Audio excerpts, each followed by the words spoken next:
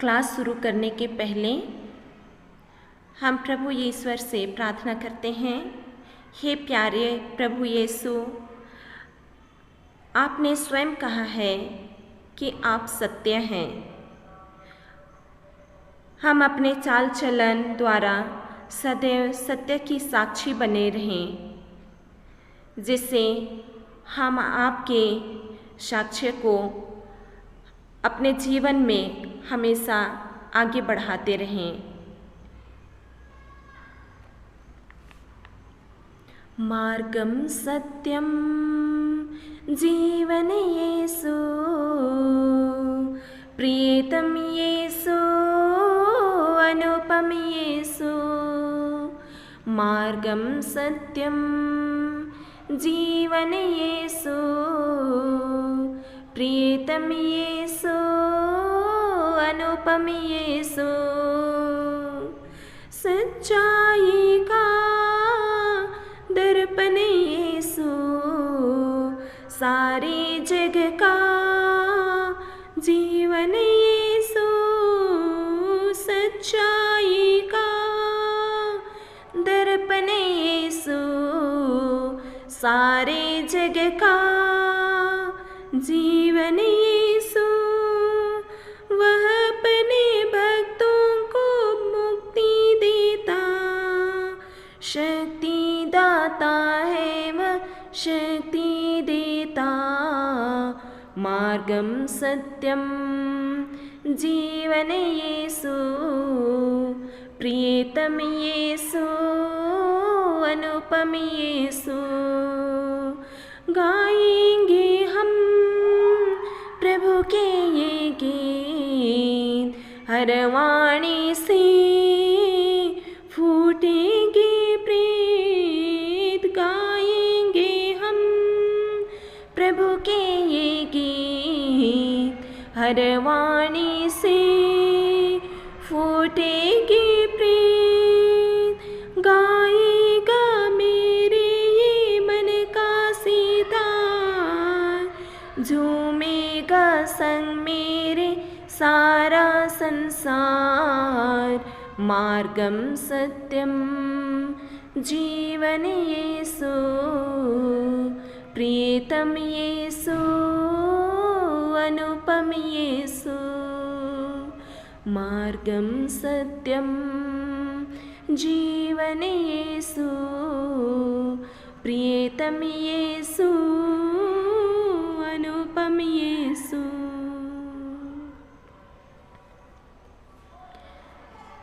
सभी बच्चों को जय यीशु। पिछले सप्ताह हम देखे थे निजी और सामाजिक संपत्ति के बारे में। आज हम देखेंगे चैप्टर 20, सतपथ राही। सतपथ राही क्या है? सतपथ राही यानी सत्य पे चलने वाला व्यक्ति, सत्य के राहों पर चलने वाला व्यक्ति। हम ब्लैक बोर्ड में देखते हैं 4 क्वेश्चन दिए गए हैं। जैसे कक्षा अध्यापक ने छात्र को कोहनी से क्यों मारा?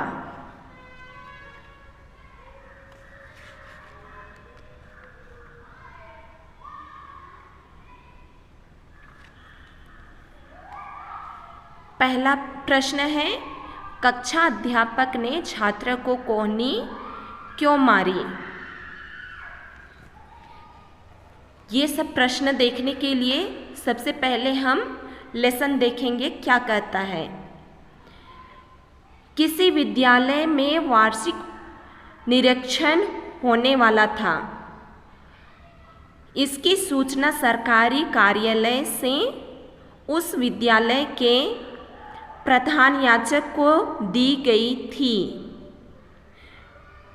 प्रधानाचार्य महोदय ने सभी शिक्षकों की एक मीटिंग बुलाकर उन्हें दिशा निर्देश और आवश्यक बातें समझा दी। शिक्षकों ने बिना समय गंवाए अपनी अपनी कक्षाओं में छात्र छात्राओं को निरीक्षण के विषय में बता दिया। निश्चित तिथि और निर्धारित समय पर विद्यालय निरीक्षक महोदय उक्त विद्यालय में पहुँचे। स्वागत सत्कार के बाद वे बारी बारी सभी कक्षाओं में जाकर छात्रों की परीक्षा लेने लगे। एक कक्षा में उन्होंने निबंध लिखने को कहा। सभी छात्र निबंध लिखने लगे। किनारे पर बैठा एक छात्र गलत लिख रहा था। उसी कक्षा में अध्यापक भी थे।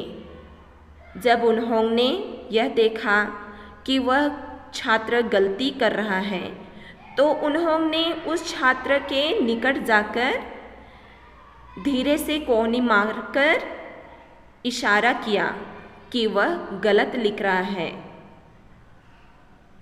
अतः अपने नज़दीक बैठे छात्र की उत्तर पुस्तिका से देखकर सही उत्तर लिख लें। इस प्रकार वह अपनी गलती सुधार सकता था और परीक्षा में उत्तीर्ण हो सकता था, किंतु छात्र ने ऐसा नहीं किया था। उसने अपने पड़ोसी छात्र की उत्तर पुस्तिका से नकल नहीं की। गुरुजी ने फिर इशारा किया, लेकिन वह छात्र टस से मस नहीं हुआ। सफलता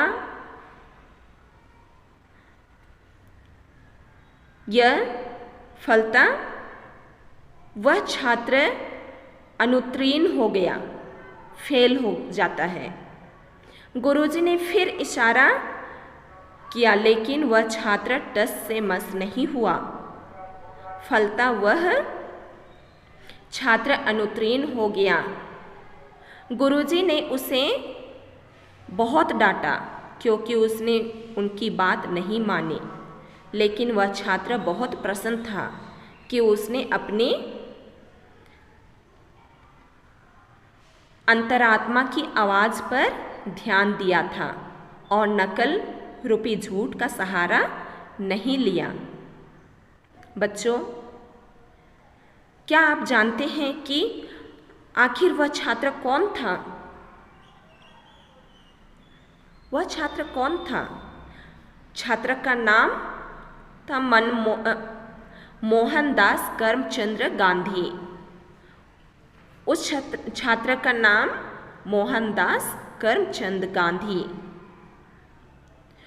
वही आगे चलकर हमारे राष्ट्रपिता बापू कहलाए। सत्य के साथ उनके प्रयोग नामक आत्मकथा में इस घटना का वर्णन है। अभी हम देखते हैं, ब्लैक बोर्ड में 4 प्रश्न दिए गए हैं। पहला प्रश्न है, कक्षाध्यापक ने छात्र को क्यों कोहनी क्यों मारी? उनकी जो टीचर है उस छात्र को नकल करने के लिए बोल रही थी। जो उसके बाजू में बैठा हुआ था उस छात्र के नोटबुक से देखकर उसकी गलती को सुधारने के लिए बता रही थी। दूसरा प्रश्न है, छात्र ने अपने गुरुजी की बात क्यों नहीं मानी? क्योंकि मोहनदास करमचंद गांधी एक सत्यवादी था बचपन से ही। वह केवल उनकी अंतरात्मा की आवाज़ सुनी कि नकल करना ठीक नहीं है, इसलिए उसने अपनी गुरुजी की बातें नहीं मानी थी। बड़ा होकर वह छात्र क्या बना? बड़ा होकर वह छात्र हमारे राष्ट्रपिता बापू बने। चौथा प्रश्न में, आप यदि उस छात्र की जगह परीक्षा भवन में होते तो क्या करते?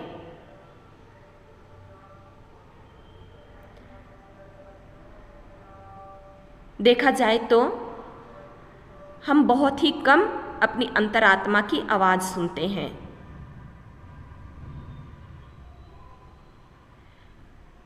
आप अपने आप को उस छात्र के स्थान पर रखकर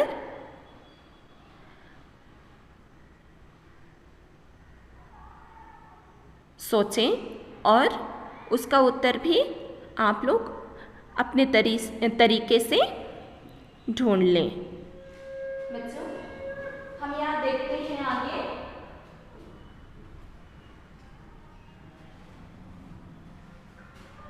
पुराने विधान में सत्य के लिए इब्राहिम शब्द,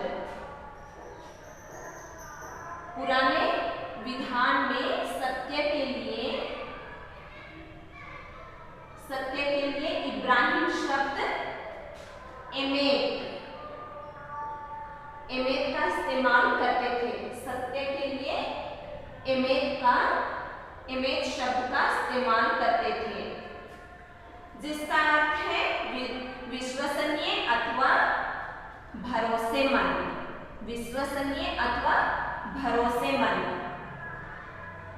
इसलिए जब पवित्र बाइबल कहती है ईश्वर सत्य है, ईश्वर सत्य है, और ईश्वर सत्य का तात्पर्य यह है कि ईश्वर भरोसेमंद और विश्वसनीय है। ईश्वर भरोसेमंद और विश्वसनीय है। ईश्वर अपनी प्रतिज्ञाओं पर अटल रहते हैं। ईश्वर सत्य है। ईश्वर अपनी प्रतिज्ञाओं पर अटल रहते हैं, भरोसेमंद है।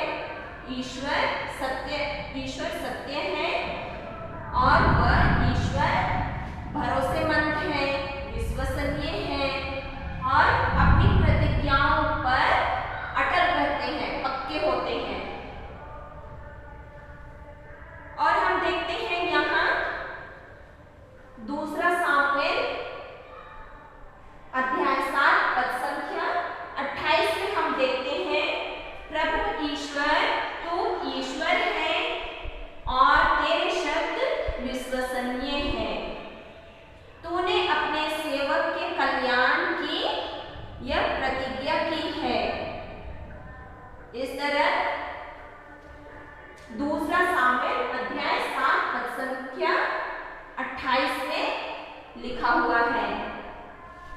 इसलिए स्तोत्र रचयिता प्रार्थना करते हैं। हम फिर से देखते हैं यहाँ स्तोत्र ग्रंथ में 86 अध्याय में और पद संख्या 11 में हम देखते हैं, हम पढ़ते हैं, प्रभु मुझे अपना मार्ग दिखा। प्रभु मुझे अपना मार्ग दिखा, जिससे मैं तेरे सत्य के प्रति ईमानदार रहूं। मेरे मन को प्रेरणा दे, जिससे मैं तेरे नाम पर श्रद्धा रखूं। इस तरह से स्तोत्र ग्रंथ में हम पढ़ते हैं। और हम यहाँ देखते हैं, जिस प्रकार ईश्वर सत्य है, अपनी प्रतिज्ञाओं पर अटल रहते हैं, अपनी प्रतिज्ञाओं पर अटल रहते हैं, उसी प्रकार मनुष्य को भी विश्वसनीय बनना चाहिए। हम बनना है।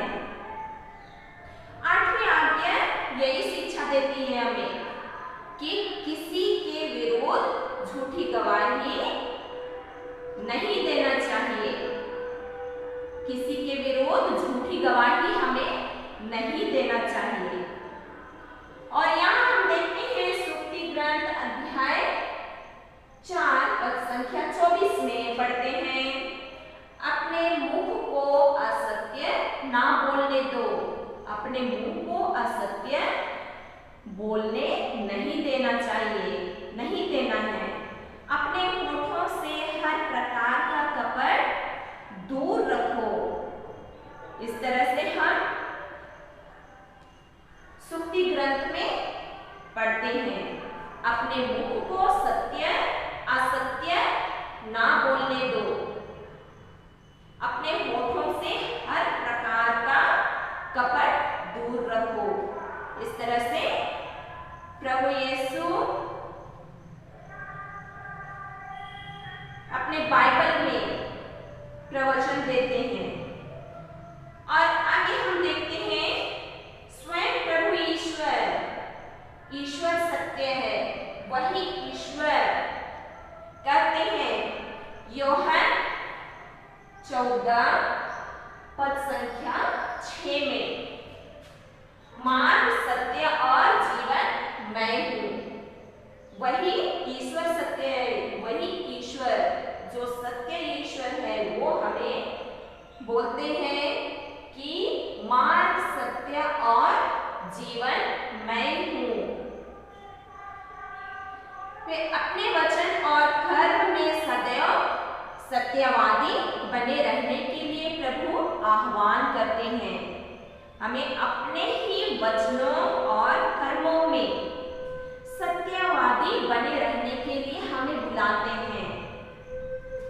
8वीं आज्ञा की व्याख्या करते हुए प्रभु यीशु कहते हैं, तुम्हारी बात इतनी हो, हाँ कि हाँ, नहीं कि नहीं।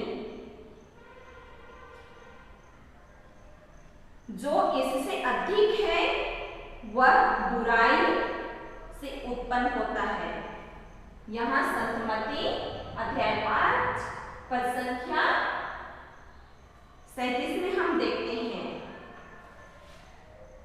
तुम्हारी बात इतनी ही हो, हाँ कि हाँ, नहीं कि नहीं। और उससे अधिक हमें बोलना नहीं चाहिए। हमें केवल जो सही है और जो हमें बहुत अच्छे से मालूम है, बस उसी का ही उत्तर हमें देना चाहिए, उससे ज्यादा नहीं बोलना चाहिए। इस तरह से हमें प्रभु ईश्वर शिक्षा देते हैं। इस सत्य की साक्षी देने के लिए प्रभु यीशु इस संसार में आए। इसे सत्य का साक्ष्य देने के लिए प्रभु यीशु कहाँ आए? इस संसार पे आए, एक मनुष्य का रूप धारण करके हमारे बीच आए।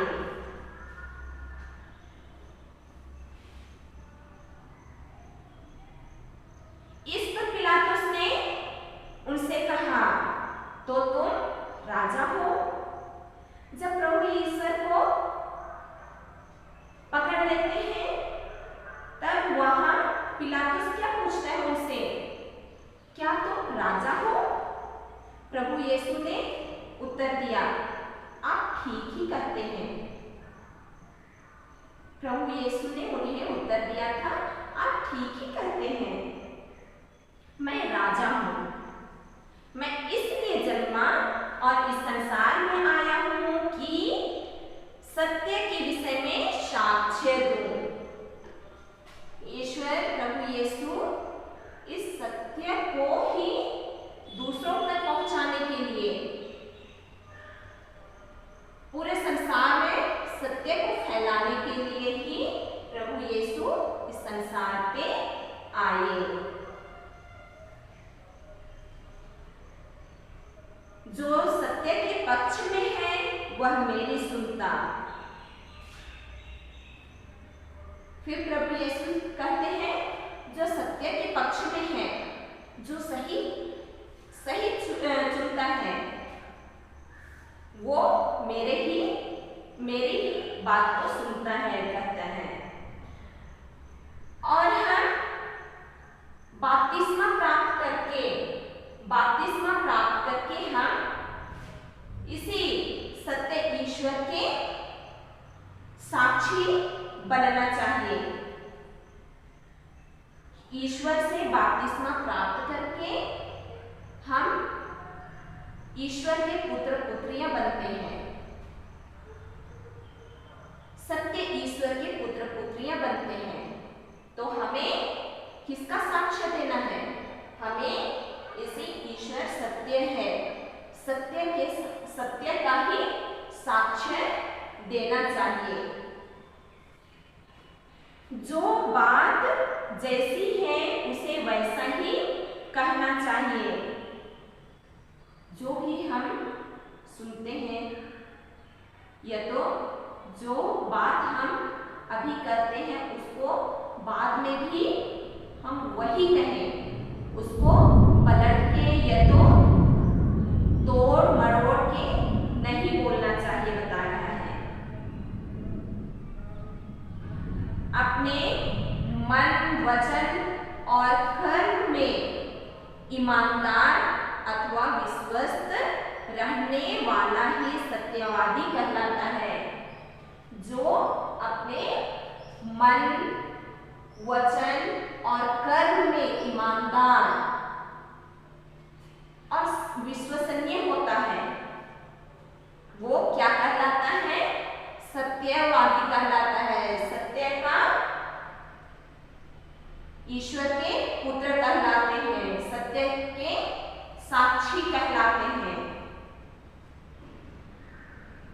सत्य का विपरीत झूठ है। सत्य का विपरीत क्या है? सत्य का उल्टा क्या है? झूठ। सत्य को जानते हुए भी उसके विपरीत बोलना झूठ है। जब हम जो बातें सही है उसको जानते हुए भी जब हम दूसरों से झूठ बोलते हैं तो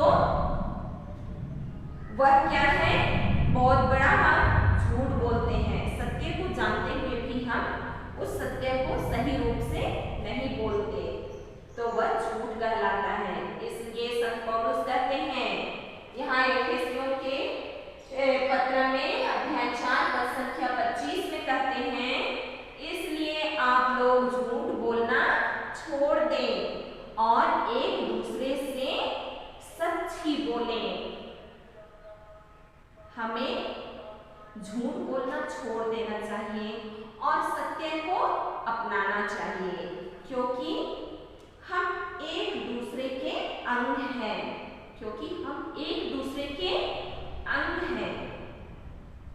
कभी एक दूसरे से झूठ नहीं बोले। हम एक दूसरे के अंग हैं, इसलिए हमें झूठ कभी बोलना नहीं चाहिए। किसी भी व्यक्ति के विरुद्ध झूठी अफवाह फैलाना 8वीं आज्ञा के विरुद्ध है। किसी के विरुद्ध, किसी सत्य व्यक्ति के विरुद्ध झूठी अफवाह फैलाना 8वीं आज्ञा के विरुद्ध है। झूठी अफवाह फैलाना 8वीं आज्ञा के विरुद्ध है, बहुत बड़ा पाप है।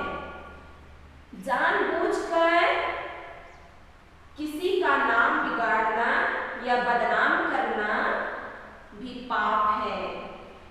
सत्य जानते हुए भी जब कोई झूठी अफवाहें फैलाते हैं तो वे 8वीं आज्ञा के विरुद्ध पाप करते हैं। इसलिए हमें जब भी किसी से बातें करना हो या तो कुछ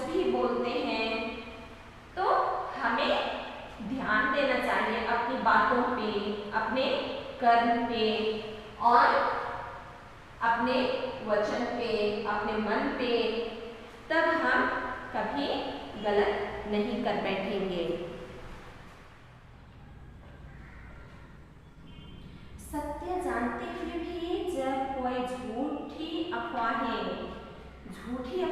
फैलाए या किसी का नाम बदनाम करने की कोशिश करे तो यह सत्य के विरुद्ध बड़े पाप हैं। जो फालतू में दूसरों का नाम बदनाम करते हैं, जो गलत है उसे बोलकर दूसरों का नाम के साथ जोड़ते हैं, तो वह बहुत ही बड़ा पाप है। दूसरों पर दोषारोपण करना, दूसरों पर दोषारोपण करना, दूसरों की निंदा करना, मनगढ़ंत कहानियां गढ़ना, यानी कि दूसरों के बारे में उल्टा सीधा, यानी कि जो सही नहीं है, जो व्यक्ति बिल्कुल सादा सीधा है और उसके बारे में हम उल्टा सीधा बातें करते हैं, जो वो गलत काम नहीं करता है, वह गलत काम हम बना के उसके विरुद्ध बोलते हैं, तो ये सब एक बड़ा पाप है। हम अपने मन से उसके बारे में कहानी बनाते हैं, तो यह बहुत बड़ा पाप है। दूसरों का नाम खराब करना, दूसरों का नाम खराब करना, जैसे हम स्कूलों में या तो कहीं पे भी हैं, परिवार में हो या तो स्कूल में हो, कॉलेज में हो या तो यात्रा करनी हो, ऐसी स्थिति में कभी भी हमें दूसरों के बारे में गंदा शब्द नहीं बोलना चाहिए, झूठ नहीं बोलना चाहिए, उनके बारे में ये नहीं कहना चाहिए कि ये व्यक्ति इसका सामान चोरी किया है। सत्य को बिना जांचे, बिना समझे, सत्य को बिना जाने हमें दूसरों के बारे में कभी कुछ भी नहीं बोलना चाहिए। यहाँ हम देखते हैं झूठ बोलने पर दूसरों की अधिकारों का उल्लंघन करते हैं। हम झूठ बोल करके दूसरों के अधिकारों का उल्लंघन करते हैं। फिर हम देखते हैं यहाँ सत्य जानने का अधिकार सबको होता है। झूठ बोल करके हम दूसरों के अधिकारों का उल्लंघन करते हैं, तो ये उल्लंघन नहीं करना चाहिए। झूठ नहीं बोलना चाहिए दूसरों के बारे में, एक दूसरे के बारे में झूठ नहीं बोलना चाहिए। सत्य जानना सबका अधिकार है। सबको यही पसंद है कि वो दूसरों के बारे में सही सुने। जब कोई झूठ बोलता है या सच्चाई को छुपाता है, झूठ बोलता है या तो सच्चाई को छुपाता है, तो किसी के सत्य के अधिकार का हनन होता है। जिस व्यक्ति के बारे में हम हमारे मन से झूठी कहानियां बनाते हैं, ऐसी स्थिति में हम उस व्यक्ति का हनन करते हैं, हमारे शब्दों से उसे मारने जैसे हानि पहुंचाते हैं। जब कोई परीक्षा में नकल कर अच्छे नंबरों में पास होता है, जब कोई विद्यार्थी परीक्षा में दूसरों का नकल करके या तो खुद नकल करके परीक्षा में पास होता है तो दूसरे ईमानदार बच्चों के अधिकारों का हनन होता है। जो ईमानदारी से परीक्षा लिखता है उसे बहुत दुख होता है बाद में। झूठ बोलने से हमारा मन अशांत होता है। झूठ बोलने से हमारा मन शांति में नहीं रहता है, मन हमारा अशांत हो जाता है। एक झूठ बोलने के लिए हमें कितने झूठ बोलने पड़ते हैं? एक झूठ बोलने के लिए हमें हजारों झूठों का सहारा लेना पड़ता है, हजारों झूठ बोलने पड़ते हैं। झूठ बोलने से हम पर से लोगों का विश्वास उठ जाता है। जब हम झूठ बोलते हैं तो हमारे ऊपर जो विश्वास रहता है तो वह विश्वास उठ जाता है।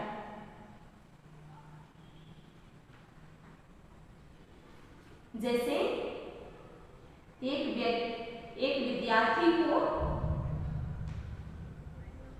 बहुत ही प्यार करते हैं और उस पर विश्वास रखता है कि वह विद्यार्थी, वह लड़का या लड़की बहुत अच्छी है, और जब वह विद्यार्थी चोरी करता है, झूठ बोलता है या तो दूसरों की निंदा करता है और वह उस विद्यार्थी के बारे में हमें मालूम पड़ता है तो हमारा जो विश्वास होता है उस विद्यार्थी के ऊपर में, वह विश्वास उनमें से उठ जाता है। फिर हम उस पर विश्वास नहीं कर सकते हैं। इसलिए अपने विश्वास को बनाए रखना चाहिए। अपना विश्वास दूसरों पर बनाए रखने के लिए हमें किसका सहारा लेना पड़ेगा? हमेशा सत्य का सहारा लेना पड़ेगा। प्रत्येक व्यक्ति को वचन और कार्य में स्पष्टवादी और सत्यवादी व्यवहार करना चाहिए। हर इंसान का कर्तव्य है कि वह सच्चाई की खोज करे, उसका अनुपालन करके उसके अनुसार अपने समस्त जीवन को करबद्ध करे। प्रभु यीशु ख्रीस्त में ईश्वर का संपूर्ण सत्य प्रकट हो गया है, वह सत्य है।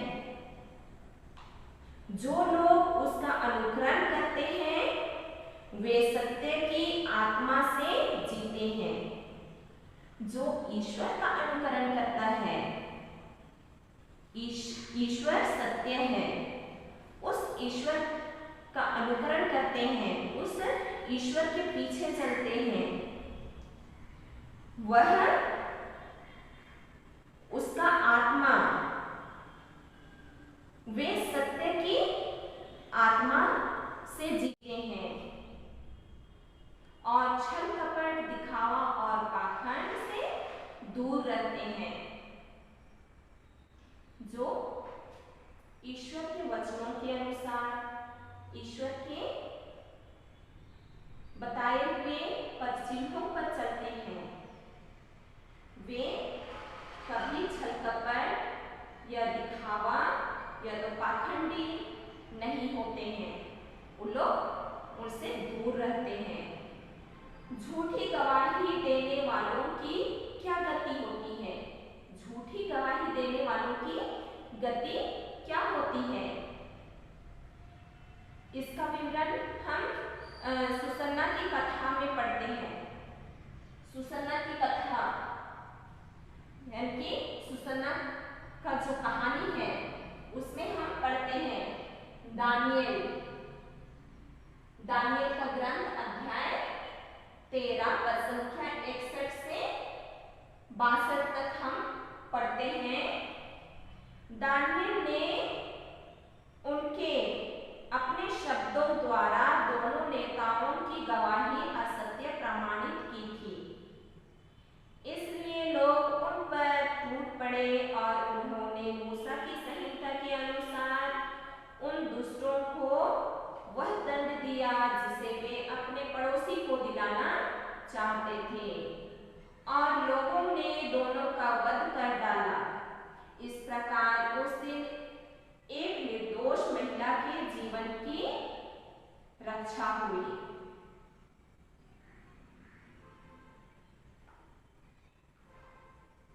दानियल ने सत्य का रास्ता चुनकर उस महिला को बचा लेता है। फिर हम यहाँ देखते हैं प्रेरित चरित्र अध्याय 5 पद संख्या 1 से 11 में पढ़ेंगे हम झूठ बोलने का परिणाम। हम अननियास तथा सफीरा की घटना में भी सुनते हैं। अननियास तथा सफीरा की घटना प्रेरित चरित्र अध्याय 5 पद संख्या 1 से 11 में हम इनके बारे में पढ़ सकते हैं। इस तरह से हमें यह लेसन, यह पाठ हमें सिखाता है हमेशा सत्य का ही पक्ष देना चाहिए, सत्य की राहों पर चलना चाहिए, झूठ का सहारा नहीं लेना चाहिए, बल्कि सत्पथ राही बनना चाहिए। सत्य की राहों पर चलने वाला व्यक्ति होना चाहिए। हमें बनना चाहिए सत्य की राहों पर चलने वाला। तो इस तरह से हमारा पाठ यहाँ आज खत्म हो जाता है। 8वीं आज्ञा के विरुद्ध पाप क्या है? झूठ बोलना। तो आज हम झूठ ना बोलने के लिए आज के इस पाठ में पढ़े हैं। तो हमें हमेशा घर में रहकर अपने माता पिता, भाई बहनों से, रिश्तेदारों से, पड़ोसियों से झूठ कभी नहीं बोलना चाहिए। हमेशा सत्य का ही राह चुनना है, सत्य के पीछे ही चलना है। यीशु ईश्वर सत्य है, तो सत्य को हमें अपने जीवन के लिए चुनना है। झूठ का सहारा लेने वाला व्यक्ति का मन कैसा होता है? हमेशा अशांत होता है। हमें हमारे मन को, हमारे दिल को कभी अशांत नहीं करना चाहिए। हमेशा अपने मन को, अपने दिल को, अपने आप को सत्य का सहारा देकर हमें शांति प्राप्त करनी चाहिए। अशांति नहीं, लेकिन ईश्वर की शांति प्राप्त करनी चाहिए। तो प्यारे बच्चों, आप लोग अपने घर में रहकर ईश्वर से हमेशा प्रार्थना करते रहिए कि सत्य को समझने के लिए और सत्य को और भी अधिक जानने के लिए ईश्वर से कृपा मांगे। अब हम यहाँ देखेंगे प्रश्नों के उत्तर। यहाँ 4 प्रश्न दिए गए हैं। इन 4 प्रश्नों के उत्तर भी हम यहाँ देखते हैं। पहला प्रश्न है, सत्यवादी पर हम भरोसा रख सकते हैं, समझाइए। सत्यवादी पर भरोसा रख सकते हैं, समझाइए। बपतिस्मा प्राप्त सभी विश्वासियों को प्रभु यीशु के समान सत्य की साक्षी बनना चाहिए। जो बात जैसी है उसे वैसे ही करना सत्य कहलाता है। अपने मन, वचन और कर्म में ईमानदार अथवा विश्वस्त रहने वाला ही सत्यवादी कहलाता है। दूसरा प्रश्न है, सत्य के विरुद्ध कौन से पाप होते हैं? सत्य जानते हुए भी जब कोई झूठी अफवाहें फैलाए या किसी का नाम बदनाम करने की कोशिश करें तो यह सत्य के विरुद्ध बड़े पाप हैं। तीसरा प्रश्न है, झूठ बोलना दूसरे के अधिकार का हनन है, समझाइए। झूठ बोलने पर दूसरों के अधिकारों का उल्लंघन भी होता है। सत्य जानने का अधिकार सबको है। जब कोई झूठ बोलता है या सच्चाई को छुपाता है तो किसी के सत्य के अधिकार का हनन होता है। जब कोई परीक्षा में नकल कर अच्छे से पास होता है तो दूसरे ईमानदार बच्चों के अधिकार का हनन होता है। चौथा प्रश्न है, प्रभु यीशु ने सत्य की साक्षी कैसे दी? सत्य की साक्षी देने के लिए प्रभु यीशु इस संसार में आए। इस संसार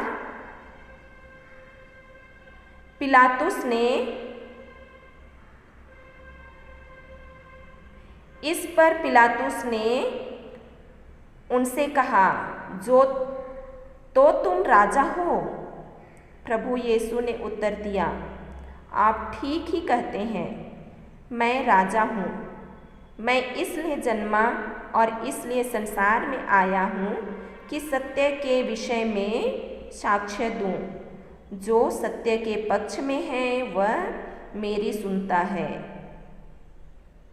इस तरह से चारों प्रश्नों के उत्तर कंप्लीट हो गए हैं और यहाँ याद करने के लिए दिया गया है इफिसियों के पत्र से अध्याय 4 पद संख्या 25 में। इसलिए आप लोग झूठ बोलना छोड़ दें और एक दूसरे से सच ही बोलें, क्योंकि हम एक दूसरे के अंग हैं। तो इस तरह से अपना पाठ पूरा कंप्लीट हो जाता है। आप लोग अच्छी तरह से पढ़ लीजिए और जो कुछ भी हम आज सीखे हैं सत्य के विषय में, तो हम अपने आप को ईश्वर के पुत्र समझकर सत्य को अपनाएं, ईश्वर को अपनाएं और सत्य की राहों पर चलें। सभी को जय यीशु।